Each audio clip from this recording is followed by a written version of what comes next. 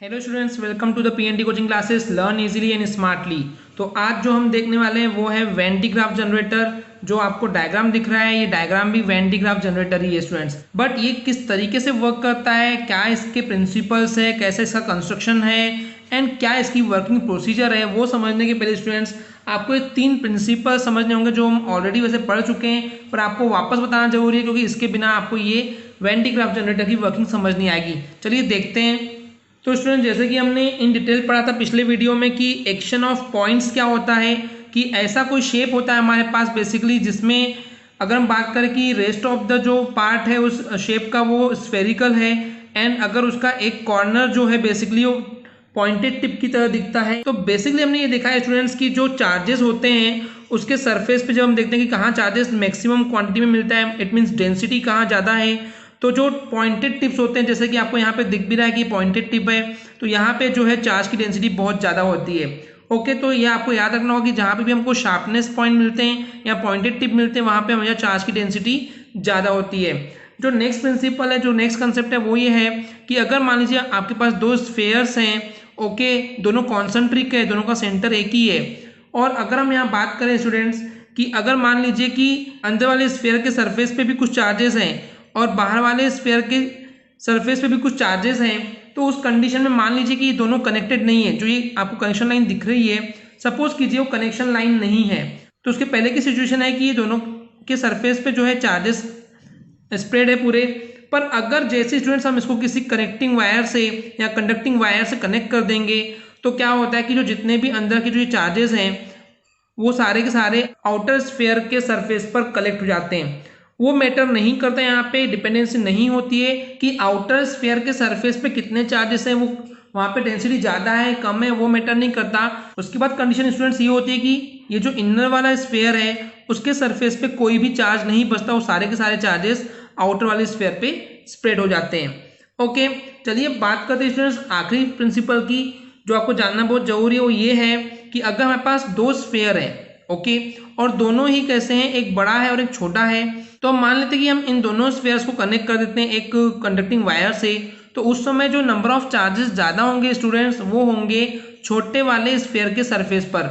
Okay students, क्योंकि इसके पीछे भी वही कंसेप्ट है जो हमने एक्शन ऑफ पॉइंट्स में देख के आए हैं कि जिसकी रेडियस जितना छोटी होती है वो उतने ही ज़्यादा चार्जेस कैरी कर सकता है। ओके स्टूडेंट्स, चलिए अब देखते हैं when de Graaff generator. So basically students जो आप ये डायग्राम देख रहे हैं वो है वेन डी ग्राफ जनरेटर का, और इसका एक्चुअली जो यूज होता है वो यूज होता है वोल्टेज जनरेट करने के लिए। ना केवल वोल्टेज जनरेट करने के लिए बोलेंगे बल्कि बहुत ज्यादा हाई वोल्टेज जनरेट करने के लिए इसका यूज होता है। इस जनरेटर को बनाने वाले साइंटिस्ट जो थे वो थे Robert J when de graph. Actually उनके ही नाम पर इनको नाम दिया गया है और ये जो इन्वेंट हुआ था वो 1931 में हुआ था। चलिए स्टूडेंट्स, अब हम बात करते हैं इसके प्रिंसिपल की। जो प्रिंसिपल है वेन डी ग्राफ जनरेटर का वो ये है कि ये काम करता है principle of action of points. अगर आपको स्टूडेंट्स एक्शन ऑफ पॉइंट्स पता नहीं है तो आप हमारी प्रीवियस वीडियो देख सकते हैं कि पॉइंटेड टिप पे सबसे ज्यादा चार्ज की डेंसिटी होती है, वही ये एक्शन ऑफ पॉइंट्स है। तो सिंपल से इसका मतलब ये है कि अगर कोई पार्ट है चार्ज कंडक्टर का जो पॉइंटेड है, तो in that case charge density जो होती है वो हमको उसी पॉइंटेड टिप पर सबसे ज्यादा मिलती है। In this case an electric wind of same charge can be produced. It means जो ये पॉइंटेड टिप है इस पे जो चार्ज की डेंसिटी है सबसे ज़्यादा होगी, तो इन्हीं पॉइंटेड टिप के आसपास की जो हवा होती है वो भी सेम टाइप के चार्जेस कैरी कर लेती है इस पॉइंटेड टिप की वजह से। एक्चुअली सपोज करते हैं कि जैसे पॉइंटेड टिप पे सबसे ज़्यादा जो डेंसिटी है चार्जेस की वो पॉजिटिव चार्जेस हैं, तो उसके चारों तरफ की जो हवा होगी उस हवा में भी पॉजिटिव चार्जेस जनरेट हो जाएंगे और वहाँ से बेसिकली वो स्प्रेड हो जाएंगे with the help of this principle action of points. So अगर मैं स्टूडेंट्स इन समरी आपको बोलूं कि वेन डी ग्राफ जनरेटर का जो प्रिंसिपल है वो एक्चुअली डिपेंड करता है एक्शन ऑफ पॉइंट्स के प्रिंसिपल पर। चलिए अब देखते हैं इसका कंस्ट्रक्शन स्टूडेंट्स। जैसे कि स्टूडेंट्स आप यहाँ देख रहे हैं कि यहाँ पे जो एक स्फेयर है जिसको एस से रिप्रेजेंट किया गया है, इसको हम डोम भी बोलते हैं। ये एक्चुअली एक मेटल का बना हुआ है।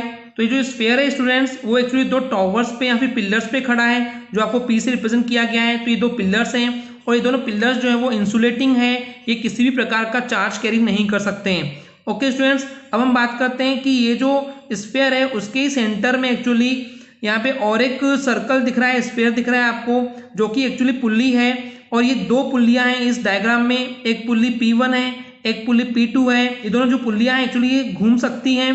तो जब ये घूमेंगी तो यहाँ पे जो एक रबर बेल्ट आपको दिख रहा है जो कि इंसुलेटिंग बेल्ट बोलते हैं, वो जो मोटर है इस पुल्ली को इस तरीके से कुछ घुमाएगी।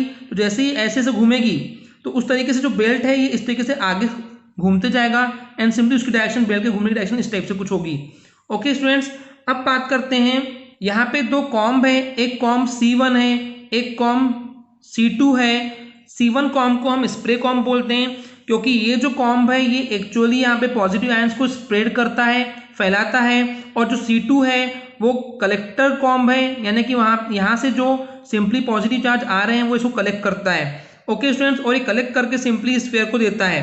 तो अब इसके अलावा स्टूडेंट्स यहाँ पे हम देख रहे हैं कि इस स्फीयर पे जब बहुत सारे पॉजिटिव चार्जेस कलेक्ट होना शुरू हो जाएंगे, एयर को आयनाइजेशन करने शुरू कर देगा। तो इसको रोकने के लिए इसको सिंपली हमने एक आयरन शेल में इसको बंद कर दिया गया है। ओके स्टूडेंट, ताकि बाहर की एयर को कहीं से भी आयनाइज नहीं कर पाए। स्टूडेंट, जब यहाँ पे बहुत सारे चार्जेस कलेक्ट हो जाएंगे तो उनकी वेलोसिटी बहुत ज़्यादा हो जाएगी। तो इन चार्जेस की एनर्जी को कलेक्ट करने के लिए यहाँ पे एक डिस्चार्ज ट्यूब लगा होता है जो कि कलेक्ट करके वो आपको सिंपली जिस भी पर्पस के लिए आपको यूज करना है यहाँ से आप उसको पास कर सकते हैं। उसके बाद स्टूडेंट्स, ये जो पुल्ली है इससे मोटर कनेक्ट होती है। वो मोटर जो है इस पुल्ली को सिंपली घुमाती है, रोटेट करती है, जिससे ये बेल्ट जो है घूमने लगता है। ये जो कॉम्ब C1 आप देख रहे हैं इसको बैटरी के पॉजिटिव टर्मिनल से सिंपली कनेक्ट कर देते हैं। ओके स्टूडेंट्स, और जो बाकी यहाँ से जो माइनस वाला निगेटिव पार्ट जो है, जो निगेटिव टर्मिनल है, उसको हम सिंपली अर्थिंग कर देते हैं। और ये जो आपको आयरन शेल दिख रहा है इस आयरन शेल की भी अर्थिंग की जाती है। ओके स्टूडेंट्स, आई होप आपको इसका कंसेप्ट क्लियर हो गया होगा। आगे बढ़ने से स्टूडेंट्स पहले मैं आपसे एक रिक्वेस्ट करना चाहूंगा कि अगर आपको हमारी वीडियो से कुछ भी सीखने मिलता है, नॉलेज मिलता है, तो प्लीज हमारे चैनल को सब्सक्राइब कीजिए एंड वीडियो को लाइक जरूर करें। चलिए अब देखते हैं इसकी वर्किंग स्टूडेंट्स।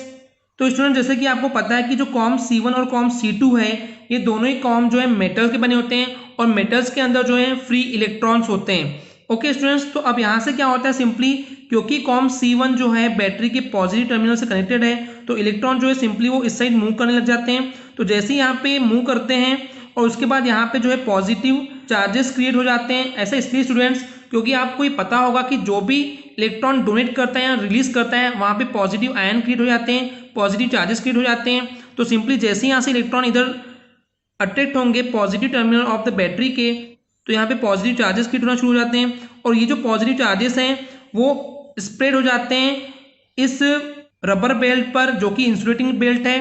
अब यहाँ पे जो पॉजिटिव आयन जैसे यहाँ पे जमा होना शुरू हो जाता है उस समय हम इस पुल्ली से कनेक्टेड मोटर को चालू कर देते हैं। तो जैसे हम इसको स्टार्ट करते हैं तो जो बेल्ट है वो आगे बढ़ना शुरू हो जाता है और जैसे ही फिर ये पॉजिटिव चार्जेस यहाँ तक पहुँचते हैं तो जो कॉम्ब है उनको रिसीव करता है। क्यों? क्योंकि वो उसका नाम ही बोला गया है, कलेक्टिंग कॉम्ब है वो।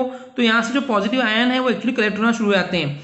तो स्टूडेंट्स, आप अगर इसको प्रिंसिपल वैसे समझेंगे तो यहाँ पे एक्चुअली क्या हो रहा है कि इस कॉम्ब पर जो इस कॉम्ब के पास जो इलेक्ट्रॉन्स थे वो इस पॉजिटिव आयन से मिलकर के न्यूट्रल हो जाते हैं और उसी समय अपोजिट चार्जेस जो पॉजिटिव बन जाते हैं क्योंकि इसने इलेक्ट्रॉन रिलीज किया है।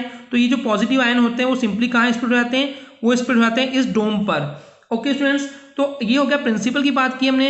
अगर आप इसको सिंपली कर बोलना चाहें, एग्जाम के पॉइंट ऑफ व्यू से लर्न करना चाहें तो आप ये बोल सकते हैं ये जो कॉम्ब C1 कनेक्टेड है positive terminal of the battery के साथ, तो सिंपली यहाँ से पॉजिटिव चार्जेस आएंगे इस कॉम्ब पर आ जाएंगे और उसके बाद जो ये जो कॉम्ब C2 है ये सिंपली इस पॉजिटिव चार्ज को कलेक्ट करके उसको outer surface of the dome को पास कर देगा। जैसे कि अभी हमने प्रिंसिपल देखे थे कि यहाँ पे भी बेसिकली वही हो रहा है कि ये दो स्फीयर्स हैं, कॉन्सेंट्रिक स्फीयर हैं और इसको कनेक्ट कर दिया हमने कॉम्ब की हेल्प से। तो सिंपली यहाँ पे जो भी चार्जेस आएंगे तो वो सिंपली उसको बाहर की तरफ स्प्रेड करते चला जाएगा। ओके स्टूडेंट, तो यही इसकी वर्किंग प्रोसीजर है। उसके बाद जिस तरीके से यहाँ पे बहुत ज़्यादा हाई पोटेंशियल जनरेट होता है तो उसकी वजह से जो उनकी वेलोसिटी है वो भी बढ़ जाती है। तो उस समय जो ये डिस्चार्ज ट्यूब है ये इनको कलेक्ट करता है एंड फिर उसकी एनर्जी को सप्लाई करता है जहाँ पे भी उसको यूज़ करना होता है। ओके स्टूडेंट्स, तो ये थी इसकी सिंपल सी प्रोसीजर। आई होप आपको क्लियर हो गया होगा। तो इन समरी अगर मैं आपको सिंपली बोलूँ, यहाँ से जो पॉजिटिव चार्जेस हो रहे हैं वो कॉम्ब C1 पे जा रहे हैं, C1 से फिर इस बेल्ट पे आ रहे हैं और इस बेल्ट के जरिए फिर कॉम्ब C2 जो है इनको कलेक्ट कर रहा है और उसको सिंपली आउटर सरफेस या फिर मेटेलिक डोम पे सप्लाई कर दे रहा है। एक और चीज स्टूडेंट्स, जो ये कॉम्ब C1 है उससे जो ये हमने बैटरी कनेक्ट की है बहुत ज़्यादा हाई पोटेंशियल है।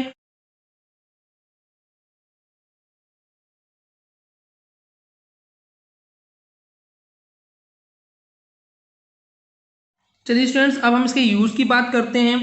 तो जो वेंटी ग्राफ जनरेटर है इसको यूज़ किया जाता है to produce very high potential difference.